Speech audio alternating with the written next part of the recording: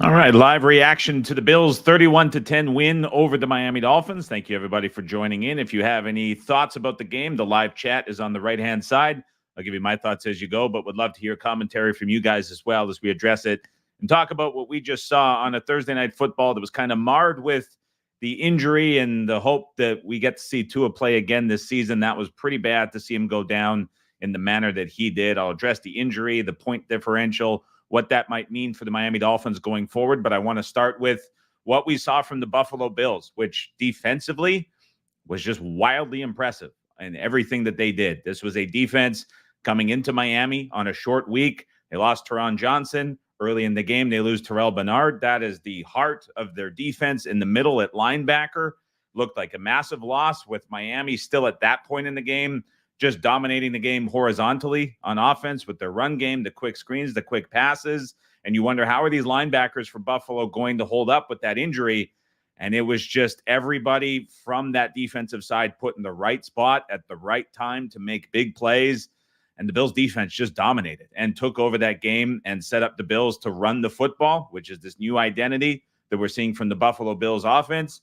They went away from that duo scheme initially, got back to it, and just said, Miami, we're running the football. We're coming right up the middle. That's what we're going to do. And the double teams up front, and they were just opening up huge holes for James Cook. And, I mean, that just kind of became an absolute beatdown by the end of it into the latter portion of the third quarter before we got to the injury. It was nearly 2.0 yards per play advantage for the Buffalo Bills on a net yards per play basis. You're looking at the EPA per play for Josh Allen, and it was another 95th percentile game from him, the second in as many weeks to start the season at 0.54 EPA per play. It was 0.01 better than what he did last week against the Arizona Cardinals. I mean, very, very impressive from the Buffalo Bills, who I thought coming into this were going to have a tough time of it. But there's, I think, big credit deserving to go to Sean McDermott for these guys that he was putting in place.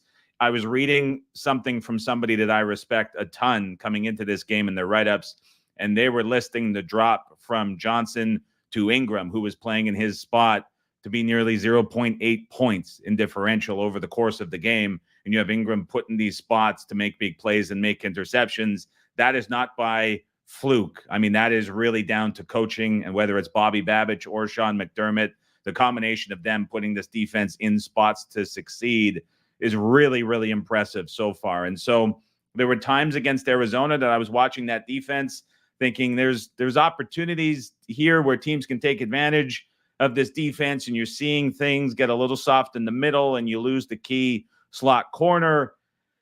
I was a little concerned, but like, just they come into Miami and they couldn't be more impressive than that in what they were able to do. Now, the question going forward is, as we get into the season further and further, like, are they going to be able to sustain this and overcome some of those injuries? It looks like the Bernard injury is going to be very long-term. Nothing is confirmed yet, but it doesn't sound very optimistic. So that's another big piece out of the middle of the field with Matt Milano, obviously lost just before the season started. You lose your slot corner too. So it's going to continue to require this elite coaching and coordination effort on the defensive side from Babich and McDermott. But you start to wonder, how long is this defense going to hold up? And how many games in a row are you going to get 95th percentile offensive performances out of Josh Allen? So I think that is something to think about going forward with the Bills. But it's now a performance against a good Miami team and a performance against, albeit a bad Arizona Cardinals defense, a team that's held somewhat in high regard, especially on the offensive side of the football. So pretty dominant from the Bills on the defensive side. Good to see comments coming in the live chat. I'll get to that. Bills run D is still a problem. It's possibly an area that teams are going to try take advantage of with the injuries now at linebacker piling up and just a weaker middle of the field. It was a spot where the Bills typically have been softer in the recent years as well. So that's part of it for sure. I would agree with that sentiment. The pass rush, I will say, between Rousseau and Miller looks revitalized, looks rejuvenated. So that's something that becomes a bit of an asset. But you would sure think that with these injuries mounting in the middle, that teams are going to be able to run the football on the Bills. It's a matter of, can you get up and get a lead against the Bills? So that's a big question too. So let's shift over to the Miami side, where I think there's certainly more topics to talk about beyond just how good things looked, because it was nothing really good about Miami.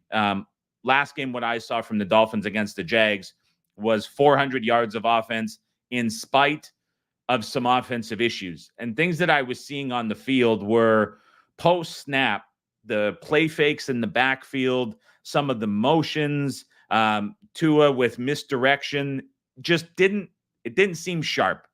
There was something off about it. And it was like half a step here or there, half a second slow. There were dropped passes. There were really short passes at the line of scrimmage, which were drive killers.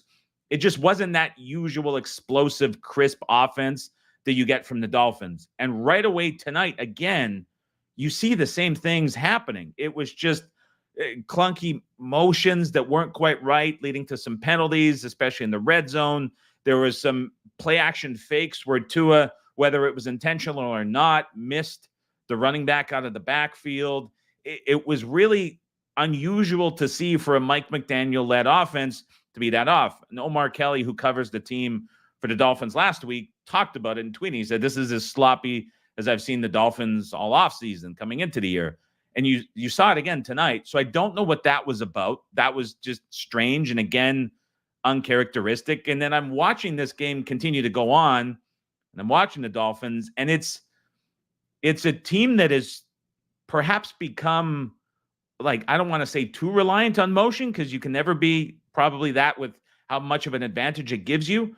But when this flash and all this window dressing and everything pre-snap isn't clicking, there's not a lot there on offense to kind of save you. And so you have just an elite back out of the backfield in HN, and obviously Mostert when he's healthy. You have Hill and Waddle.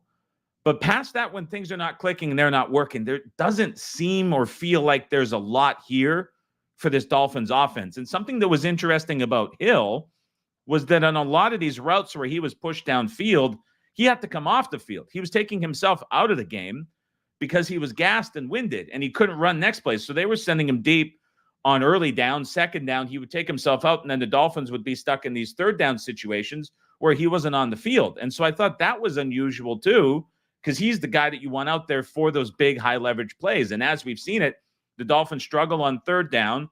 This season, they're 1 for 8 on fourth down. And it's just when things are kind of forced onto them and they're not going downhill and they're not playing in rhythm and they don't have this motion and all these fakes and the timing's a little off in the backfield post-snap, it's just a really kind of messy operation. And that stood out to me as just being a little bit uncomfortable to watch. And what else was very strange to me was it was obviously a very hot night in Miami, right? Both teams are playing in the elements.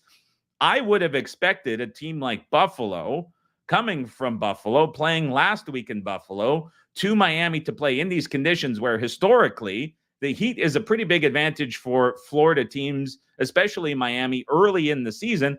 I was expecting Buffalo to look maybe a little winded or a little out of gas. But to me, it was completely the opposite. I mean, before the play even kicked off in the first quarter, Mike McDaniel's on the sideline covered in sweat. The Dolphins, they're zooming in on guys on the sidelines. They're dripping in sweat. They go over to the Buffalo side, and nobody looks impacted by it at all. And then as the game is going on prior to the injury, it was Miami that was struggling with the field conditions. I didn't see any Bills players slip for the majority of the game, if at all. I saw several Dolphins either go down on routes, struggle out of breaks. I saw Tua in the pocket failing to plant. We saw even Skylar Thompson come in on the fourth down play near the goal line. He failed to plant his back leg too and took the sack from Von Miller. It was like the Dolphins came into this game far less prepared than the Bills did, and the Bills were the team with the defensive injuries and the question marks that had to come. And Miami was the team that, despite the comeback, had the 400-yard outburst against a good Jags defense that you were expecting more from, and they just never put anything together at all. So that, to me, was very surprising. And so you end up with Tua going down, and like, I hate to say this, but it reminds me as a Canadian growing up in Saskatchewan, watching Paul Kariya. I know Paul Kariya played for a lot longer than Tua did, but as he got towards the tail end of his career and the concussions mounted up, was never that same player and was forced out of the league early, still had a longer career, but it kind of, he was an undersized guy that just took too many hits. And you start to think about Tua now with at least 4 concussions reported in less than 2 full calendar years, which is just unbelievable to think about for a quarterback. And I wonder if his career is now going on that trajectory. I sure hope not, because when he is on and this offense is clicking, it's as fun as there is any offense in the league to watch. But it is just ugly and hurts to watch when you see stuff like that happen on the field. And so I don't know where this leaves the Dolphins longer term. If I'm looking shorter term for what you can expect, really good site to source when you're looking at QB adjustments. What you can find is Unpredictable, who does the market ratings for NFL, but they do a manual quarterback adjustment for all of their pricing. So just market rating wise right now, Miami is 6th coming into this game. That would likely dip a bit lower off of the bad loss, and you're obviously going to get the adjustment for Tua. But as a baseline, Miami was 3.8 points better than an average team based on the betting market. And so we saw Jordan Love to Malik Willis, which is as extreme of a drop-off as any QB has had for a team over the last 2 seasons that these manual adjustments have been published. That was at 6 points. I certainly don't think you're going to Skylar Thompson at 6. 4 seems right for this adjustment, which would put Miami right around plus 1.5, plus 2 to an average team in the league. And that would drop them kind of right around the 19 to 20 mark in overall ratings. And so we'll see if it's around that number or more. That sounds and feels right to me at the moment, but there's almost bigger questions that come with this Dolphins offense that you kind of have to think about. And so there are some questions about cap in the live chat.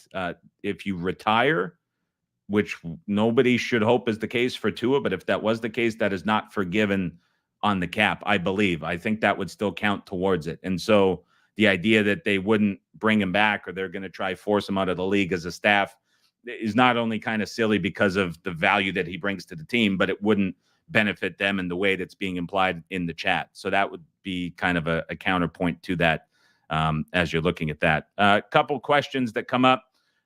Why was Achane kept in the game as he was a DNP at practice this week? Seems like he would need to be treated with as much caution as Waddle and Tyreek.